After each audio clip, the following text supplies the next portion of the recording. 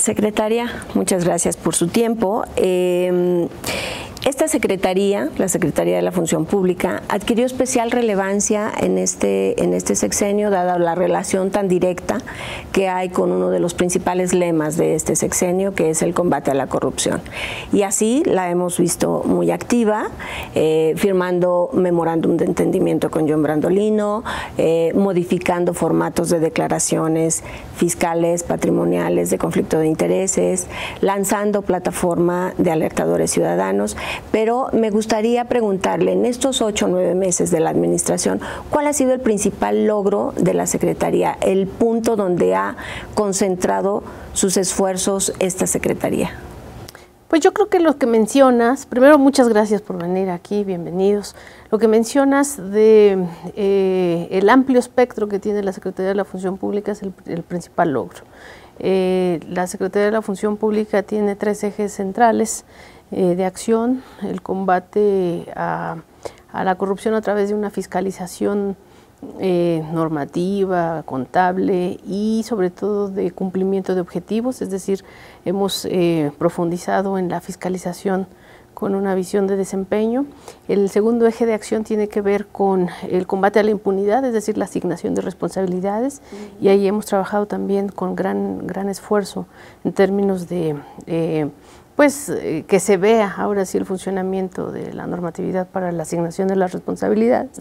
Y el tercer eje de acción, que había estado muy olvidado y estamos poniendo muchísimo esfuerzo en ello, es la profesionalización de los servidores públicos y de los funcionarios públicos. Hoy los servidores públicos tienen en esta Secretaría un aliado principal para hacer su trabajo de forma bien hecha, con profesionalismo y con la aplicación de una evaluación constante a partir de sus méritos, a partir de sus logros, a partir de sus resultados, y no a partir de la cercanía o la lejanía al jefe, a las cuestiones ideológicas de ningún signo, o a cuestiones que no tienen que ver con lo profesional.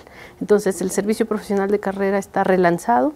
Y tenemos además, y eso me llena de orgullo decirlo, una perspectiva de género para la evaluación y para precisamente esta profesionalización. Entonces, estos 3 ejes, combate a la corrupción, combate a la impunidad y profesionalización, me parece son el punto neurálgico del amplio espectro que tenemos en la Secretaría de la Función Pública. Y en función de eso, bueno, cada uno de estos ejes ha llevado consigo una serie de acciones importantes que la Secretaría ha estado pues impulsando justamente en el logro de estos temas, de estos propósitos. ¿Cuál ha sido en el tema de la plataforma que recién se lanzó para alertadores ciudadanos, corríjame si me equivoco, sí, y cuál es el impacto que han logrado y sobre todo cuál es el reto que esto representa para que más gente se sume, más ciudadanos se sumen a esta cultura de la denuncia? Sí, mire, el del pasado, en el anterior régimen, había mucha simulación, muchísima simulación. Teníamos leyes de avanzada, teníamos instituciones también muy sólidas, por cierto, muy bien pertrechadas en términos presupuestales. Obviamente tenemos la mejor constitución del mundo en términos de su alcance social, ¿no?, de derechos sociales, de derechos incluso socioeconómicos, ¿verdad? Y no se aplicaba la norma, todo esto quedaba en letra muerta, en papel mojado, las normas, las leyes, la constitución. Entonces, esa simulación es lo que nos comprometimos a combatir con este gobierno. El presidente de la República nos instruyó a eso, a combatir la cultura de la simulación. Y un ejemplo de la simulación al respecto de lo que usted menciona es que el Estado mexicano era signatario de las principales convenciones internacionales de combate a la corrupción, como son la Convención de las Naciones Unidas para el combate a la corrupción, las convenciones interamericanas de lucha contra la corrupción, y en todas y cada una de estos instrumentos que el Estado signaba, estaba el compromiso de tener leyes de protección y estímulo a los whistleblowers o a los que dan el toque de alerta al respecto del combate a la corrupción, al respecto de información para combatir la corrupción. Pero no se cumplían.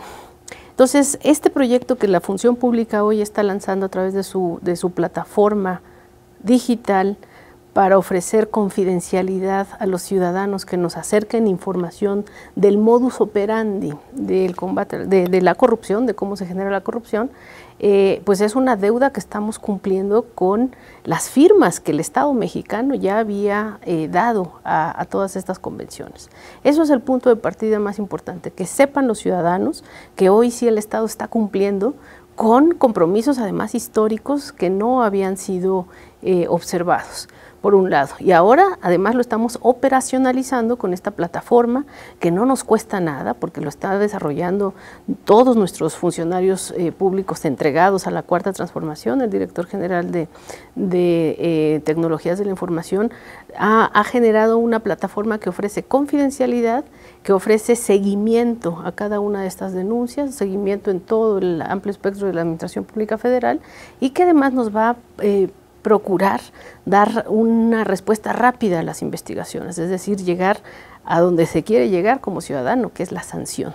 La denuncia no es nada más para generar información y poner en duda la reputación de nadie, sino de que se asigne la responsabilidad. ¿Ya se comenzó a recibir denuncias? Ya se comenzaron, tenemos alrededor de 300 denuncias ya en esta plataforma. ¿En qué tiempo se presentó ese? Pues no tenemos ni 2 semanas, no tenemos ni 2 semanas. Entonces es otra gran cuestión que nos llena de orgullo. La ciudadanía está confiando en esta nueva función pública, en este nuevo gobierno, y no vamos a defraudar esa confianza que nos están dando. ¿Y qué tipo de denuncias son?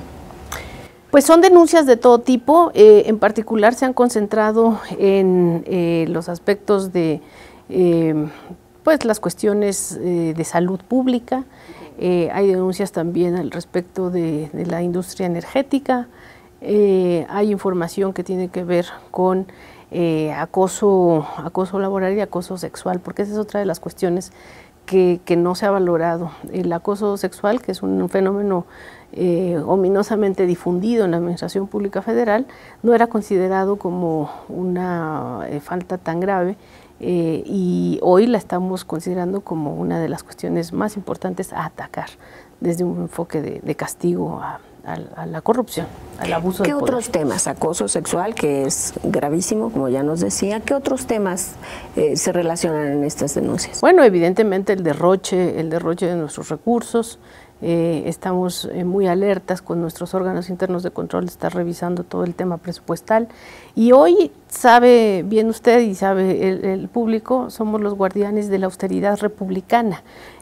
A partir de la aprobación el 30 de abril de este año de el dictamen que da nacimiento a la Ley Federal de Austeridad Republicana de Estado y después el 2 de julio la aprobación en el Senado de esta misma ley, se establece en esa ley que la Secretaría de la Función Pública está obligada a darle seguimiento a que los planes de austeridad, los proyectos de austeridad de cada una de las dependencias se cumplan y lo estamos haciendo a través de nuestros órganos internos de control. Entonces ese es otro de los ejes centrales de la denuncia. Perfecto. Siguiendo un poquito, una pregunta más respecto a esta plataforma de alertadores ciudadanos que parece muy novedosa. No sé si haya alguna acción comparable en otros países que ya se esté implementando o México sea un precursor en el tema. No, nosotros estábamos, como le digo, muy atrasados en términos de nuestro cumplimiento a compromisos que habíamos signado y por lo tanto, efectivamente a nivel internacional hay experiencias muy exitosas de leyes de protección y estímulo informantes internos. Incluso en otros países se ofrece, digamos, premios, incentivos financieros y económicos para que quien denuncie sea también premiado económicamente cuando se lleve a buen puerto, se llegue a buen puerto con la investigación en sí misma. Nosotros no tenemos hoy la posibilidad de ofrecer este tipo de incentivos por razones evidentes, ¿no? Por nuestros principios de austeridad, pero sí tenemos el incentivo moral y eso es muy importante porque los ciudadanos están comprometidísimos, más allá de cualquier incentivo financiero o económico, a colaborar con las investigaciones y a colaborar con esta creación de una cultura de la denuncia.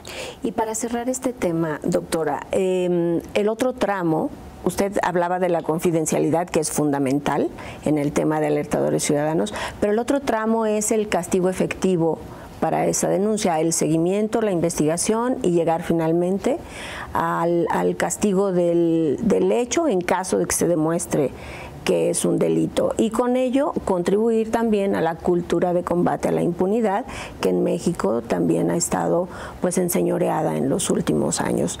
En esa parte, ¿qué están haciendo? ¿Qué acciones están realizando? ¿Convenios tal vez con las autoridades pertinentes? No lo sé. ¿Cómo están previendo enfrentar este segundo tramo de la denuncia? Sí, en términos de las investigaciones, nosotros desde el principio signamos convenios de colaboración con entidades como la Unidad de Inteligencia Financiera, con el servicio tributario, ¿no? El SAT. Hemos firmado convenios de colaboración con diversas dependencias de la Administración Pública Federal. Servicio de Administración Tributaria, ¿verdad? Sí. Estamos sin descanso trabajando para que estos convenios nos sirvan para la investigación, para la sustanciación de nuestras investigaciones. En términos de la asignación de la responsabilidad, estamos trabajando muy estrechamente también con la propia FGR, con quien asignamos un convenio de colaboración para que la función pública sea coadyuvante en las investigaciones y pueda estar pues constantemente enteradas nuestras autoridades de la función pública de las denuncias o de las vistas a las autoridades judiciales y penales. Entonces hay elementos también normativos para poder darle seguimiento a nuestras investigaciones y a nuestros juicios que interponemos en el Poder Judicial en este caso y en otras entidades. Y hemos estado sin descanso también asignando responsabilidades a través de nuestras unidades de responsabilidades de las empresas productivas del Estado como Pemex o la Comisión Federal de Electricidad, y además en nuestras titularidades de área de responsabilidades de todos los órganos internos de control. A la fecha llevamos pues una cantidad muy considerable de sancionados y recursos también reintegrados ya a la tesorería de la Federación. Sí, entonces pues en estos días hemos estado recibiendo miles de denuncias. Te decía en la pregunta previa al respecto de que simplemente en 2 semanas de anunciada nuestra plataforma de protección y estímulo a informantes alertadores internos de la corrupción, pues recibimos ya casi 300 denuncias de informantes que exigen y necesitan confidencialidad y acompañamiento. Pero en términos de la utilización de nuestras plataformas tradicionales de denuncias e investigaciones, tenemos más de 22.800 denuncias de la ciudadanía, solamente desde el 1 de diciembre de 2018, es decir, de ciudadanos y de funcionarios y mexicanos que están confiando en la nueva función pública. 22.800 denuncias hoy que están siendo atendidas. Entonces eso significa que ¿En 8 meses, perdón? Sí, en los 7 meses de gobierno que llevamos con esta cuarta transformación, y cerca de, esto significa un crecimiento de cerca del 40%. Muy probablemente cuando se cierre el primer año de gobierno va a estar incluso más elevado este porcentaje de crecimiento de las denuncias que están siendo atendidas en la Secretaría de la Función Pública, y de esas 22.800 denuncias que están, digamos, siendo trabajadas desde nuestros sistemas de información e integración de denuncias, ya 18.000 investigaciones están abiertas y están en curso. Es decir, sí se le da, digamos, atención a la información y a las denuncias que ponen los mexicanos, porque en el pasado pues había un fenómeno, ya digo, de carpetazo, venía la gente, ponía su denuncia, hacía un esfuerzo de poder utilizar la ley en la Secretaría de la Función Pública, de llegar al universo del derecho administrativo sancionador, y pues ni era derecho administrativo ni mucho menos sancionador, porque no se abrían las investigaciones, se les daba el famoso carpetazo. En cambio, nosotros estamos atendiendo ya 18,000 investigaciones en este lapso, igual del 1 de diciembre, y hemos resuelto pues una buena cantidad de esas 18,000 investigaciones. 4,000 casos están siendo ya sustanciados, con una gran posibilidad de que se dé vista a las autoridades judiciales o a las autoridades de los tribunales de justicia administrativa, que, como sabe, a partir de la reforma en términos de fiscalización y de combate a la corrupción, son las entidades que tienen que castigar las faltas administrativas graves. El propósito, pues, es que las denuncias que se presenten donde el delito se compruebe, sea castigado efectivamente. Efectivamente, esa es nuestra intención. Ok. También recientemente se aprobaron los formatos para las declaraciones fiscal, patrimonial y de conflicto de intereses. ¿Cómo califica de manera general los cambios logrados en estos formatos? Los cambios aplicados en estos formatos. Estamos por anunciar los nuevos formatos, porque precisamente hay necesidad de hacer mejores formatos. Los formatos anteriores son un buen inicio, pero estaban muy concentrados en una gran cantidad de información que no era útil para lo que a nosotros nos interesa monitorear, que es el enriquecimiento ilícito a partir de conflictos de interés. Lo ha dicho muchas veces el presidente de la República: tener activos, tener recursos, ser rico en este sentido tradicional, no es inmoral en sí mismo. Lo que es inmoral es que esa riqueza, esos saberes, se generen a través de tráfico de influencias o de conflictos de interés o de una utilización indebida de los recursos públicos para el enriquecimiento privado. Y es donde los formatos no habían sido tan útiles, no lo son hoy, y lo que queremos poner, subrayar en los próximos formatos que vamos a anunciar en el seno del Sistema Nacional Anticorrupción es un mejor monitoreo de esos conflictos de interés y sobre todo de esa posibilidad de que se actualicen los conflictos de interés para el enriquecimiento ilícito de los funcionarios públicos en este caso. ¿Qué cambios quiere introducir, secretaria? ¿En función de qué información? Bueno, en función de la participación de familiares de funcionarios públicos en consejos de administración de corporaciones o consejos de administración en empresas que han sido asignadas tradicionalmente con contratos por adjudicación directa, o es decir, toda esta, digamos, división entre pues el poder político, el poder administrativo en este caso, y el poder económico, o los llamados poderes fácticos. Entonces, queremos que haya una verdadera división de estas esferas.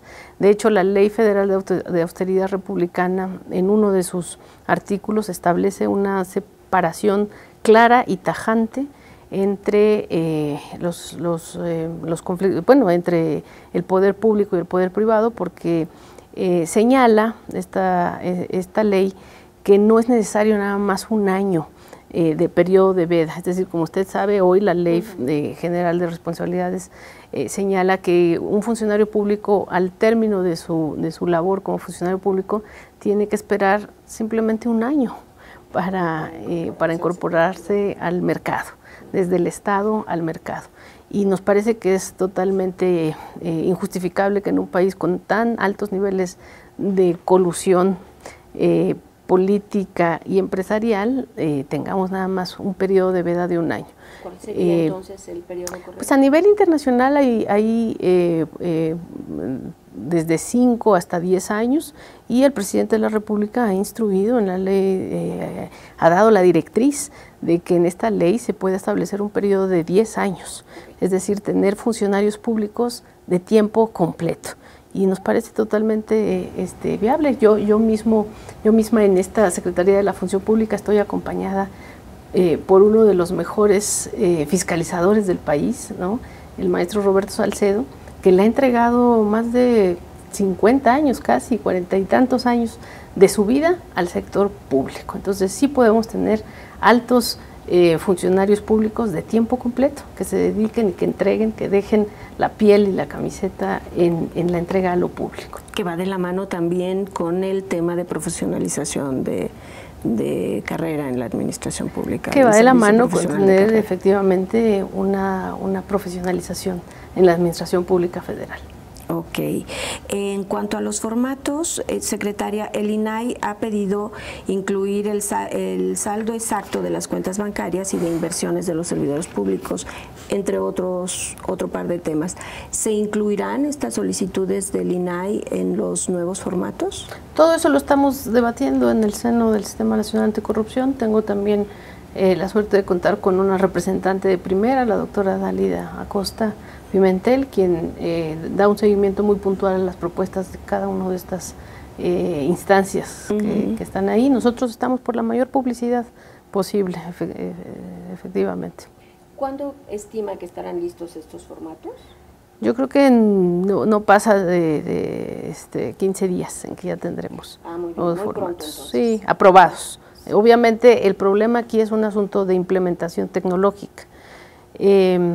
La propuesta que nos habían dejado el anterior gobierno, la anterior Secretaría de la Función Pública, eran formatos realmente imposibles de atender en términos tecnológicos, porque en primer lugar subían a más de 800 entradas en términos de la declaración patrimonial, y esas 800 entradas iban a aplicarse a todos los maestros de México, a todos los soldados de México, a todos los doctores de México, a todas las enfermeras de México. Era insostenible. Y en esa información supuestamente pues cuantiosa, no se iba a encontrar el asunto que nosotros estamos buscando monitorear, que son los conflictos de interés, que es el abuso de poder y que es el enriquecimiento ilícito. O sea, no es en los maestros, en los soldados, en las enfermeras del país donde se encuentra la corrupción de este país. Es en los conflictos de interés del más alto signo. Y por eso es que estos nuevos formatos, estamos seguros, van a ser mucho más útiles. Hablemos ahora de esta relación entre la delincuencia, que va de la mano de la corrupción, como ya nos lo ha dicho usted en algunas otras ocasiones, la hemos escuchado decirlo al propio presidente de la República, esa relación que existe entre corrupción y delincuencia.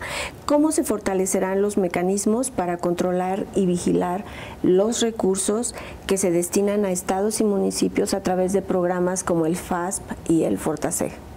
Sí, bueno, como sabe usted, la Secretaría de la Función Pública tiene incidencia en cualquier dinero que desde la Federación se pase a las entidades federativas a través de estos fondos, de estos programas de coparticipación.